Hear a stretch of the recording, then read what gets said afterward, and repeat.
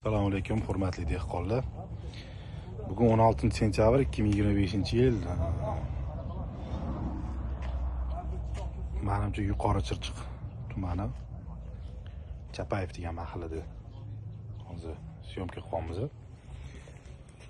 Bu yerda Hazira firmasini Otto bodring gibridi ekilgan. 20-avgust kunlari yerga primoy qadalgan urug'lar. O'sha kundan beri mana 35 kun bo'lyapti, 35-36 kun bo'lyapti. Bugunga kelib уже bodringlar pishishni boshladi. Ertadan terim, xudo xolasa. Mana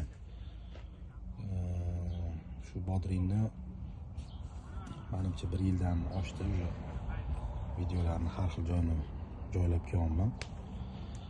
Bodring multifruit. Juda chiroyli ketyapti. Mana birinchi kislari hali bo'ldi terishgan. Mana navbalar turibdi. Ertaga terim bo'ladi уже.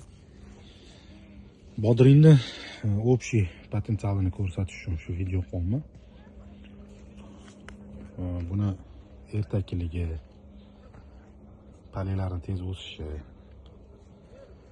ancha kasalga turib berishi o'zini isbotini topdi. Keyin mana dehqonlarning ko'nglidan joy olish boshladi. Mana biz o'yladik buni sal kechroq ekibsan, sal buni ko'chat qilib ekkaning yaxshi edi deb gapirdik-da. Endi o'zimiz ozgina ishonmadik.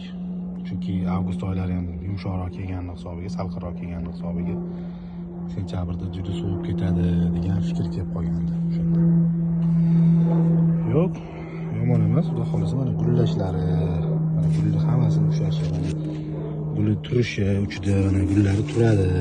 Mana bodringning rangi, formasi, hammasi joy-joyida.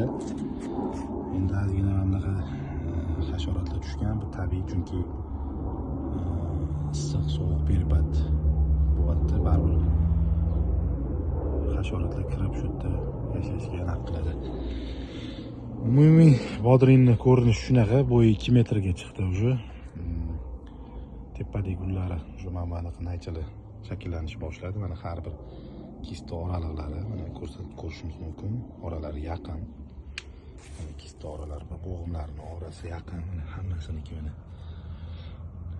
Bu o'rta holatda boqilgan. Bu yerda bundan oldin o'sha magenta ko'rsatgandek, magenta ekilgan joy edi.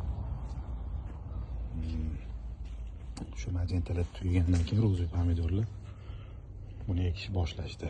Xo'p. Mana hamma joyda bir xilda ketgan, hammasi mana bir xil gullab yotibdi. Hech bir yomon joyining o'zi yo'q. Bu joyga kiramiz. Chiroyli holatda bo'lib turibdi. Mana pastdan tepagacha polniy gul. Otto F1 bodring bo'ladi bu.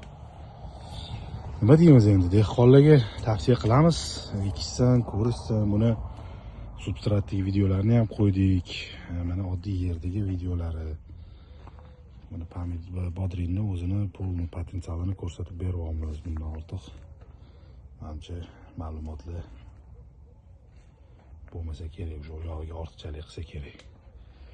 Buni yana terim jarayonlaridan keyin qanaqa terim bo'lyapti, qanaqa hosili chiqyapti, ularni ham xudo xolasa ko'rsatib boramiz.